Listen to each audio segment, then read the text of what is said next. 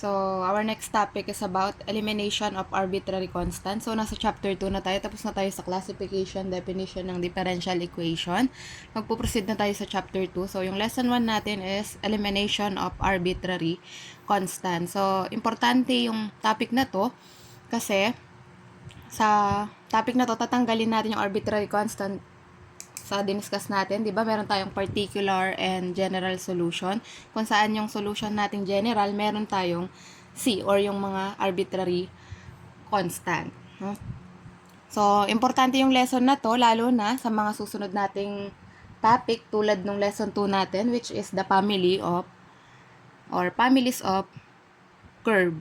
So, ang goal natin ay matanggal yung mga C natin para ma-obtain natin yung differential equation. So, ibig sabihin, given tayo ng solution sa differential equation, ang goal natin is makuha yung pinaka-DE.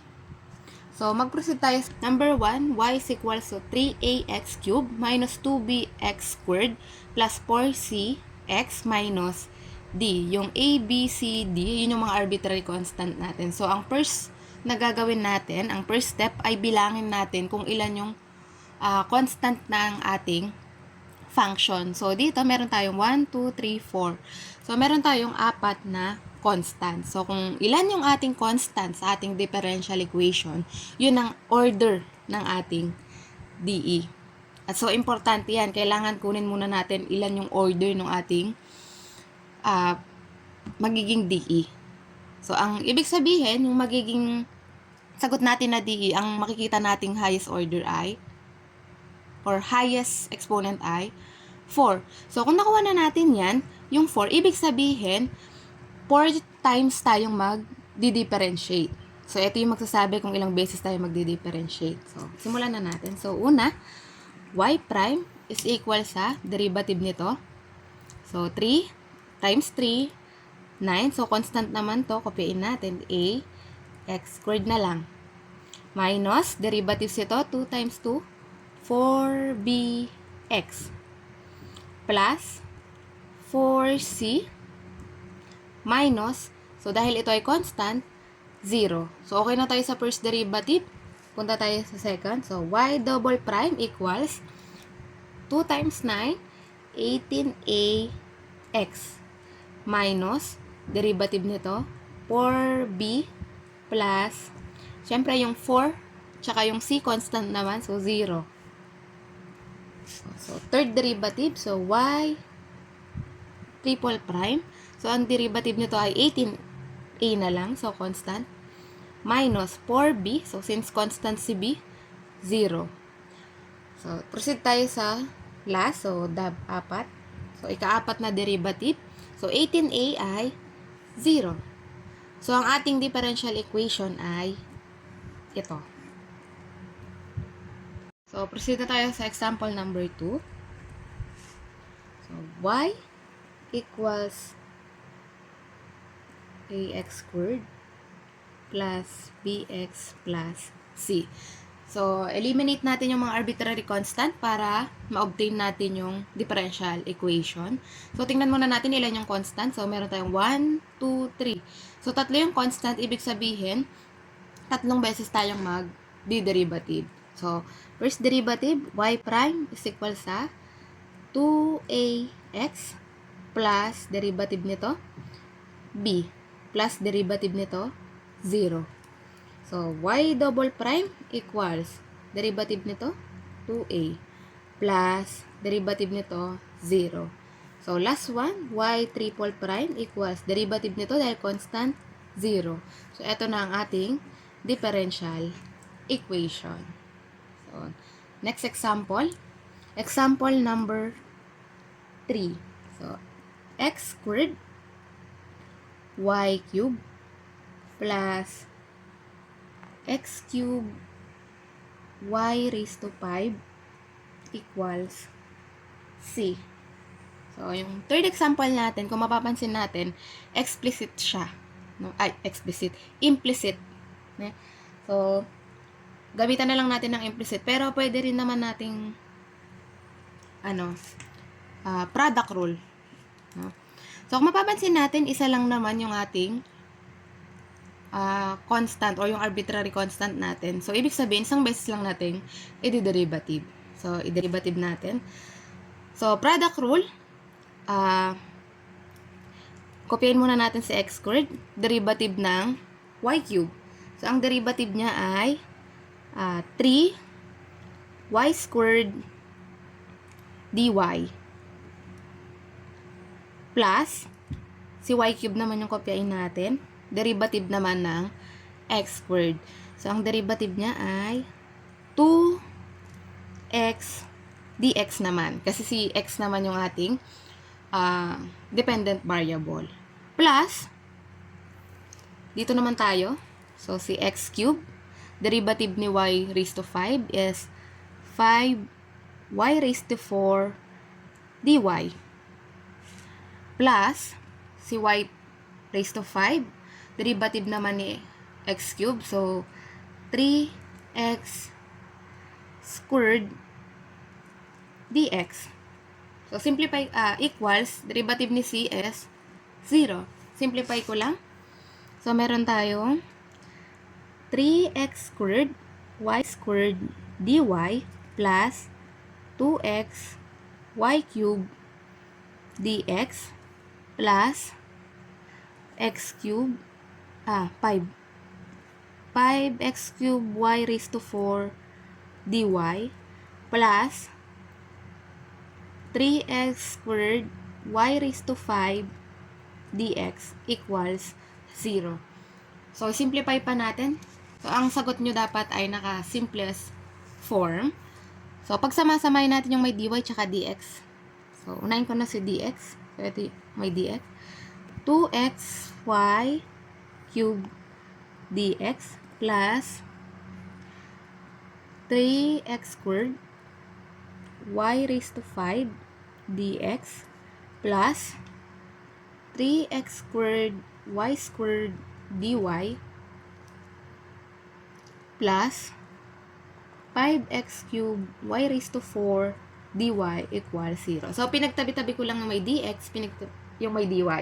So, ngayon, magkatabi na sila, pwede kong ilabas pa or i-factor out si dx at saka si dy.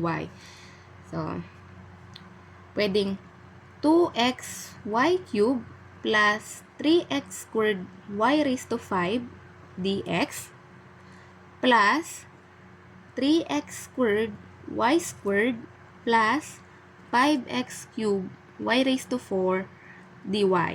So, kung makikita natin, pinactor out lang natin si dx at saka si dy. So, pwede tayong mag-cancel pa. So, may x, may x, may x. So, pwede kong ilabas si x. So, next ay y cube, y squared. So, pwede kong ilabas si y squared. I-factor out ko. So, pwedeng maging ganito. So, divide lang natin lahat sila sa sa x, y squared. So, meron tayong 2. Wala na si x. So, y plus 3 x y 3. So, dx plus, so, nilabas ko lang si xy squared dito sa ating function, plus, so, 3, may natirang x, so, wala ng y, plus, ito, 5, natira si x squared, y squared, y raised to 4, y squared, dy, equals 0. So, dahil naka-factor out naman na to, pwede nating i-divide na sa xy squared. So, cancel. So, ang ating DEI, 2y plus 3xy cube dx plus 3x plus 5x squared y squared dy equals 0. So, ito na ang ating differential equation. So, hanggat masisimplify, simplify, dapat nasa simplest form yung ating sagot. So, ito na yung ating differential equation. So, magbigay pa tayo ng isang example na medyo kamukha nun para mas makita pa natin. So, meron tayong x cubed minus 3x squared y equals c. So, kung makikita natin, may implicit. So, gagamit pa rin tayo ng product rule. So, isa lang yung ating constant. So, first derivative lang yung kukunin natin. So, simulan na natin. So, derivative ng x cube ay 3x squared dx minus, ito, kailangan natin ng product rule. So, minus, wag natin kalimutan na yung minus dito dahil mag-product rule tayo, gumamit tayo ng parenthesis para di tayo malito. Para di tayo malito, ilabas na rin natin si constant na 3. So, dito na muna tayo. Mag-product rule tayo dito. So, copyin muna natin si x squared. X squared, derivative ni y. Ang derivative niya ay dy. Plus, si y naman, derivative ng x ay 2x dx. Equals, derivative ni c ay 0. So, ayusin ko lang ulit. 3x squared dx minus 3 x squared dy plus 2xy dx equals 0. So, nire-write ko lang ng mas maayos. So, isimplify na natin. Para mas madali, dahil may 3 naman to, tsaka may 3 naman to, pwede na natin i-divide yung whole equation natin by 3. So, cancel na ito. So, meron na lang tayong x squared dx minus, huwag natin kalimutan yung parenthesis, x squared dy plus 2xy dx equals 0. So, next, simplify ulit natin. Distribute ko lang yung negative sign. X squared dx minus x squared dy minus, kasi negative positive, 2xy dx equals 0. So, gawin lang natin yung ginawa natin kanina. Pagsamahin natin yung may parehong dx at yung may dy. So, pwedeng x squared dx minus 2xy dx minus x squared dy equals 0. So, factor out lang natin yung dx. So, x squared minus 2xy dx minus x squared dy equals 0. So, kung mapapansin natin, check muna natin kung may isi-simplify pa tayo, no? So, mapapansin natin, pare-pareho silang may x. So, para mas mabilis, hindi na tayo mag-factor out tapos divide. Idiretso na natin. Or, sige, pakita ko pa. I-factor out natin si x. Since may x to, may x, tas may x. So, x, x na lang to, minus 2y, dx, minus x dy equals 0. So, pwede nating i-multiply sa 1 over x or i-divide yung equation natin by x para makancel si x. So, ang equation natin is x minus 2y dx minus x dy equals 0. So, ito na yung ating. So, proceed tayo sa number 5. So, kung mapapansin nyo, pahirap yung mga examples natin. Nga pala, for your activity 1, so, meron tayong 10 problems. I-rewrite and resolve nyo sa long bond paper with half-inch margin, no, para sa activity nyo. Lahat ng sinod natin dito, i-rewrite nyo. Number 5, y is equal sa c1 plus c2 e raised to 3x. So, yung function natin is y equals c1 plus c sub 2 multiply by e raised to 3x. So, bilangin natin ilan yung constant. So, meron tayong 1, 2. So, ibig sabihin, dalawang beses tayong mag-derivative. So, simulan na natin. So, y prime is equal sa derivative ng c1. So, yan ay constant. So, siya ay 0. Plus, derivative nito. So, yan ay 3.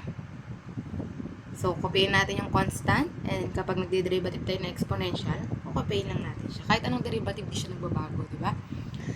So, ang second derivative, so, second derivative ay i-derivative lang natin ito. So, copyin lang natin yung derivative nito. So, 3. So, 3 times 3, 9. Copyin si C2. Copyin si e raised to 3x. So, yan na yung second derivative. Sabi natin kanina, ang goal natin pag sa elimination of arbitrary constant, dapat walang constant na matitira. Ngayon, ang problema natin, natapos natin yung dalawang derivative nang hindi nawawala or may natitirang arbitrary constant. So, hindi pa tayo tapos pag ganyan. So, kailangan nating alisin si arbitrary constant. So, dun tayo gagamit ng mga algebraic, so, ima-manipulate natin yung ating equation. So, ito, gawin natin equation 1. Ito naman, equation 2. So, copy natin si y single prime equals 3c2 e raised to 3x. Si y double prime is 9c2 e raised to 3x. So, ang gagawin natin, mag-isip tayo, pwede nating i-multiply, pwede nating i-subtract, yung may dalawang equation tayo, tas para ma-cancel. So, ang gagawin ko, para ma-cancel ko, i-multiply ko tong equation 1 natin by 3. So, magkakaroon tayo ng bagong equation na 3y prime equals 9. 9c2 e raised to 3x. Tama. So, copyin ko lang yung y double prime. Y double prime 9c2 e raised to 3x. So, ngayon, para ma-cancel si c2, ang gagawin ko, sasubtract ko si y double prime. So, dito, minultiply ko by 3, para nga maging 9 din yun, para pag sinubtract ko, maka-cancel na. So, ibig sabihin, minus y double prime equals 9. So, meron tayong negative na si y double prime. So, negative y double prime. Positive 3y prime equals 9c2e raised to 3x minus, ito, negative na kasi, 9c sub 2e raised to 3x. So, ibig sabihin yan ay 0. So, ayusin ko lang yung equation ko. So, para walang negative sa unahan, pwedeng ang sagot ay 3y prime minus y double prime equals 0. Pwedeng ito yung sagot, or, so, syempre, kapag tayo ay naggagawa ng equation, dapat naka-per order or naka-arrange tayo sa mataas na order pababa. So, ang gagawin ko, imumultiply ko yung buong equation by negative 1. So, negative, so, pwedeng ito na direct, pero sige, pakita ko na. Negative 3y prime, positive y double prime equals 0. So, arrange ko lang, y double prime minus 3y prime equals 0. So, meron na tayong equation. Na-eliminate na natin si constant. Ito na. Pwedeng ito, pwedeng ito. Pero dahil simplest form tayo, mas maganda kung i-arrange nyo na yung equation nyo from highest order pababa. Para mas simplest form talaga. And, pwede rin naman ito, pero mas maganda kasing tingnan ng equation kung walang negative sa unahan. Kaya, minanipilate lang natin konti yung equation. So, mag-proceed tayo sa susunod na equation. So, ang next problem natin is y sin x minus xy squared equal 0. So, kung makikita nyo, gagamit tayo ng product rule sa both terms. So, isa lang yung ating constant. So, first derivative lang. So, start na natin. So, copyin muna natin si y. So, y, derivative ni sin x. Anong derivative ni sin x? Cosine x multiply sa derivative nung nasa loob ng function ni sin. So, 1 lang naman yan. So, hindi ko na isusulat. So, plus, copyin naman natin si sin x. Multiply sa derivative ni y, which is dy. Proceed tayo. So, minus, so, huwag natin kalimutan yung parenthesis. Copyin natin si x. I-derivative natin si y squared. So, yan ay 2y dy. Plus, ba't kinlose ko na? plus, kopyain natin si y squared, derivative ni x. Yan ay dx. Doon ko palang i-close. Equals, derivative ni c ay 0. So, ayusin ko lang. So, y cosine x plus sin x. Parang may kulang to. Kinopya natin. Yun. Nawala yung dx niya dito. Ayan. Kasi diba, ang derivative ni sin x ay cosine x dx. So, sin x dy minus 2xy dy plus y squared dx equals 0. So, simplify ko lang, distribute ko to, negative. So, y cosine x dx plus sin x dy minus 2xy dy minus, kasi dinistribute, y squared dx equals 0. So, tulad ng ginagawa natin, pagsamahin natin lahat ng may dx at may dy. So, y cosine x dx negative y squared dx plus sin x dy minus 2xy dy equals 0.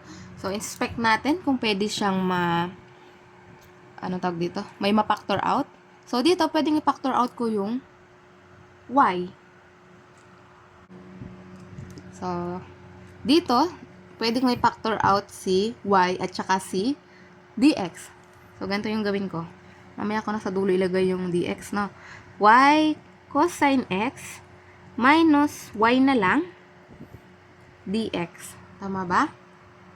So, tama. Plus, dito, anong pwede? So, si dy lang yung pwede kong mailabas. So, sin x minus 2xy dy. So, check natin kung may mapapactor out pa tayo or masisimplify pa natin.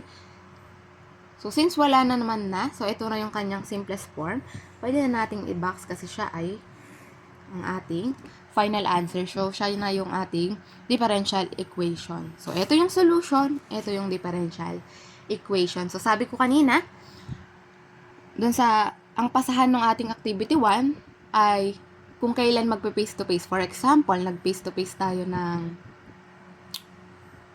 ganito na lang. Kasi baka bukas yun. So, ito. Ang first nating pasahan, so, para sa lahat to, any sections. So, Friday, kung magpe-face to face tayo ng Friday ang pasahan. No? Yan. So, pasahan yon Friday, mga siguro mga 9 o'clock or 9 a.m. Bawal malate. So, yung late minus 20 points sa activity 1. So, paki-collect na lang ng mayor natin. No? 9 a.m. Friday. So, proceed tayo sa number 7. So, kung hindi naman magpa-face-to-face ng Friday, Tuesday, kasi holiday yung Monday. So, Tuesday, 9 a.m. So, number 7, x equals z1 cosine.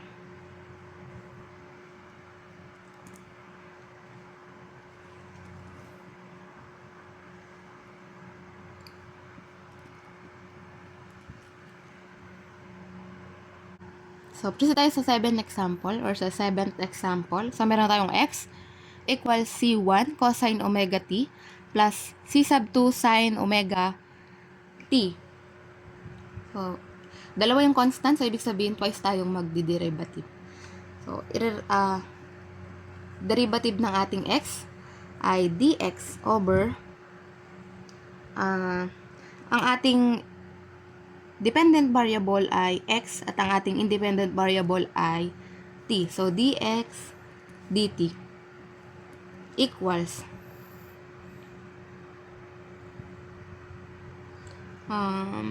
derivative nito. So, kopyahin ko yung C1 kasi siya ay constant. Anong derivative ni cosine? Negative sine omega t. Tapos, i-derivative natin yung nasa loob niya, di ba? So, yan ay omega plus C2. Derivative ng sine omega t is cosine omega t. Derivative ng nasa loob ay omega. So, simplify ko lang. So, meron tayong C1. Mali. Wait lang. Yung negative, ilabas na natin. Negative C1 omega sine omega t. So, ito. Inayos ko lang. Plus C2 omega cosine omega t. So, ito na yung dx over dt. So, first derivative. So, second derivative. So, ang second derivative natin ay d squared x plus dt squared equals. So, i-derivative natin sila ulit-ulit. Isa-isa. So, negative c1 omega. So, siya ay constant. So, copy. Derivative ng sine ay cosine omega t. Tapos yung omega sa loob. Plus c2 omega cosine. Derivative ng cosine ay negative sine omega t. Tapos yung omega sa loob. Simplify ko lang ulit. So, may negative. So, negative c1 omega squared cosine omega t plus c2 negative. Sorry. May negative sa loob. So, negative c2 omega squared sine omega t. So, check natin if masisimplify. So, copyin lang natin to. Simplify lang natin. D squared, dt squared equals. So, pwedeng ilabas natin yung negative at saka yung omega. So, negative omega squared. Factor out lang natin. So, ang matitira dito ay C1 cosine omega t. Magiging positive kasi nga nilabas natin yung negative. C2 sine omega t. Kung mapapansin natin, yung C1 cosine omega t plus C2 sine omega t. So, di ba, ito na yung ating na derivative na natin ng twice. Pero, hindi nawala si arbitrary constant. No? So, kailangan kasi nating alisin yan. Pero kung mapapansin natin, yung C1 cosine omega t plus C2 sine omega t ay yung ating x. Equal siya sa x. So, pwedeng ang ating differential equation ay dt squared equals negative omega squared x. Substitute x. So, walang problema na wala si arbitrary constant. So, ito na ang ating anong tawag dito? Ito na ang ating differential equation. So, number 8, proceed tayo. X equals a sine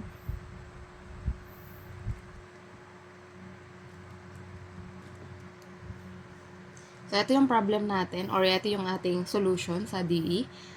So, tingnan natin ilan yung ating constant. So, meron tayong A, meron tayong B. So, meron tayong ilang arbitrary constant. Kasi ito constant din pala ito.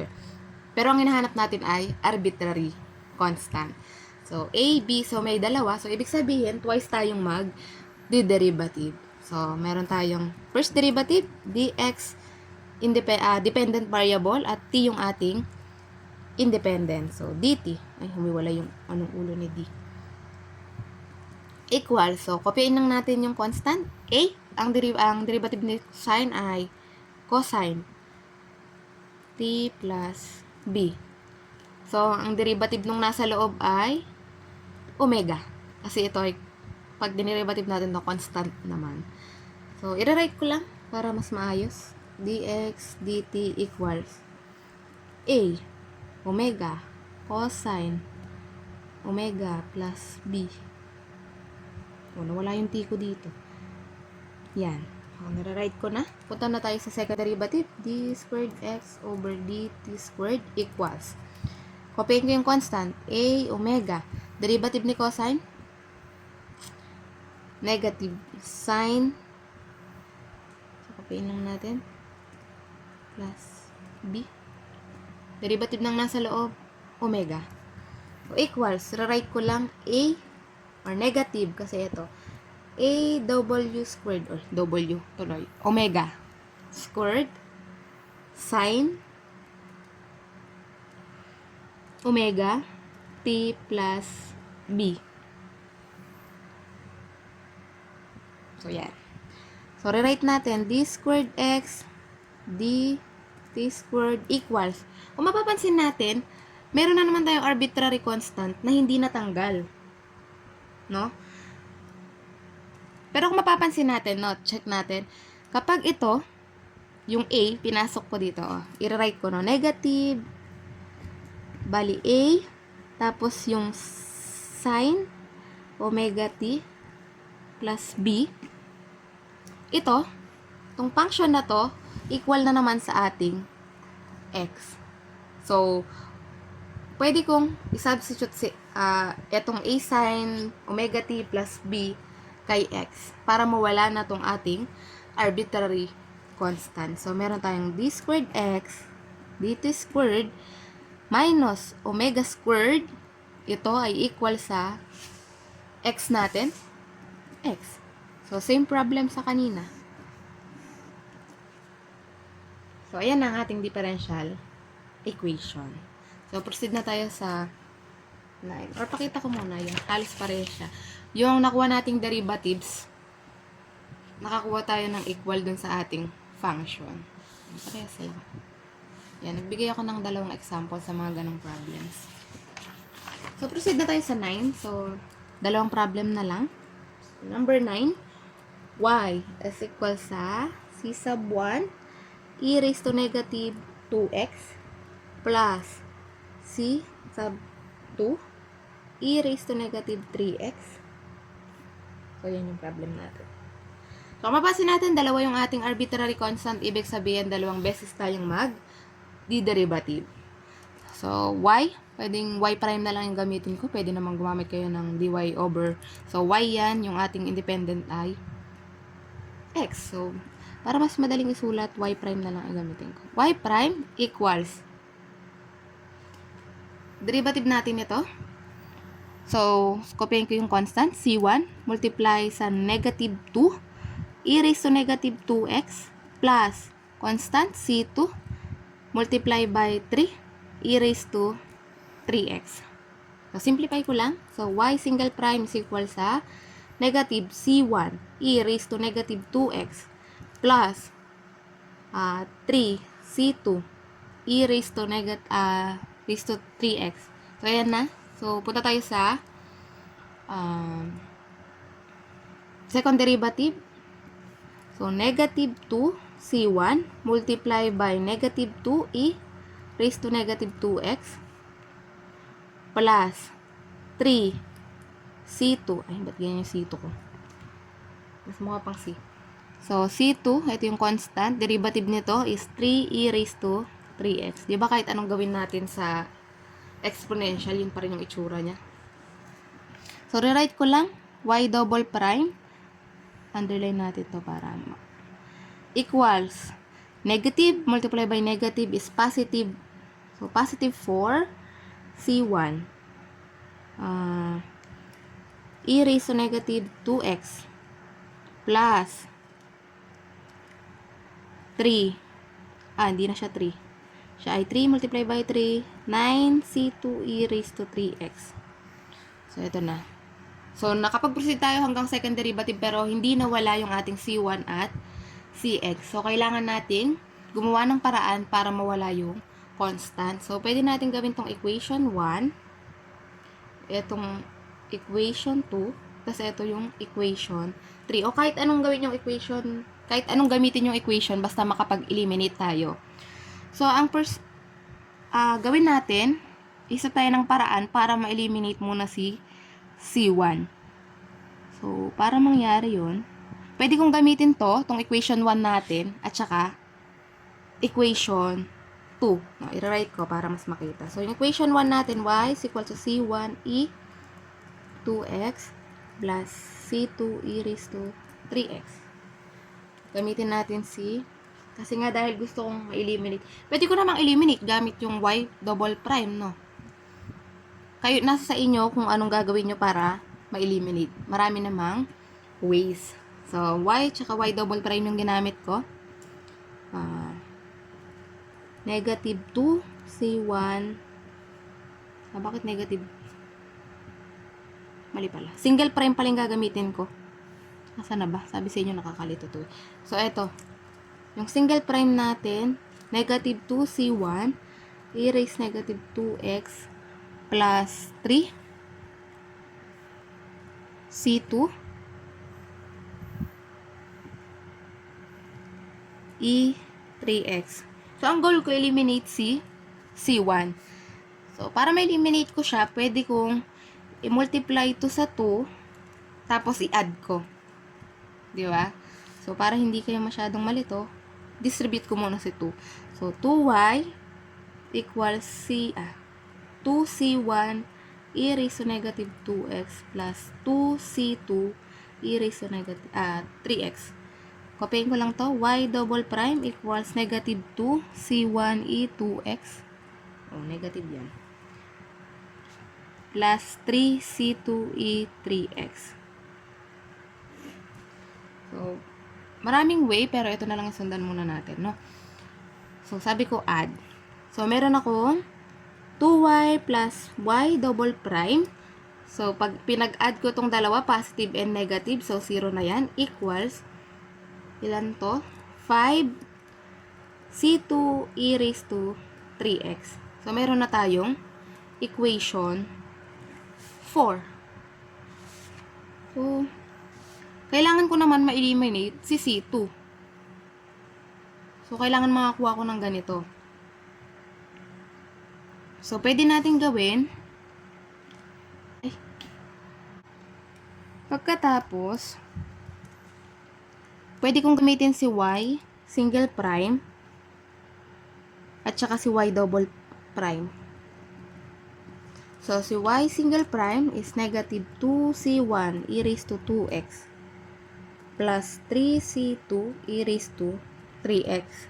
Si y double prime ay 4c1 e negative 2x plus 9c2 e raised to 3x. Ginamit ko si equation 2 and equation 3. So, kailangan kong eliminate si C1 para magamit ko yung equation 4 para makancel si C2. No? So, para mangyari yun, ang gawin ko, multiply natin to sa 2, tas add ulit natin. So, ang magiging equation natin ay 2y prime equals negative 4 C1 e raised to negative 2x plus 3c2 e raised to negative 3x. Y double prime equals 4c1 e raised to 2x plus 9c2 e raised to 3x. So, add ko daw. So, meron tayong 2y prime plus y double prime equals, cancel ito, 15c2 e raised to 3x. So, kung mapapansin natin, ito na yung ating equation 5. Pwede ko nang pag-combine tong dalawang equation para makancel si C2. So, equation 4 and equation 5, 2y plus y double prime, 5c2 e raised to 3x. Tapos yung isang equation ay 2y prime plus y double prime equals 15c2 e raised to 3x. So, para makancel yung ating c2x, pwede kong i-multiply ito by 3. Pagkatapos, i-subtract ko. No? I-subtract natin. So, i-rewrite ulit natin. So, multiply by 3. So, meron tayong 6y plus 3y double prime equals 15 c2 e raised to 3x. So, i-distribute na natin tong minus na para mas madali. So, negative 2y prime negative y double prime equals negative 15 C2 e raised to 3x. So, gawin na natin yung operation. So, bali meron tayong 6y negative 2y prime positive tsaka negative. So, meron tayong positive 2y prime equals 0. So, ayan. Nahanap ko yung mali. Nga pala kasi ito, hindi malinaw yung pagkakasulat natin. So, kung nagsusolve kayo habang nakikinig, mapapansin nyo din na meron tayong error. So, kung mapapansin natin, y prime yung sinabi natin kanina dito, pero naging y double prime yung sinulat ko. So, dapat malinaw yung pagsusulat natin. So, single prime lang ito. So, bali ito, magiging single prime. So, ito, single prime. So, i-rewrite lang natin ulit. So, bali magiging 6y. Single prime. So, positive, negative. So, magiging positive. Positive y prime. So, walang katapat si double prime. Negative y double prime equals 0. So, sabi ko nga kanina, mas magandang tingnan kung naka-arrange yung ating equation. So, pag in-arrange natin yan, i-multiply na rin natin sa negative 1 para hindi maging negative yung nasa unahan. So, pag in-arrange natin yan, positive na si y double prime. Minus na yung dalawa, or negative. Negative y prime.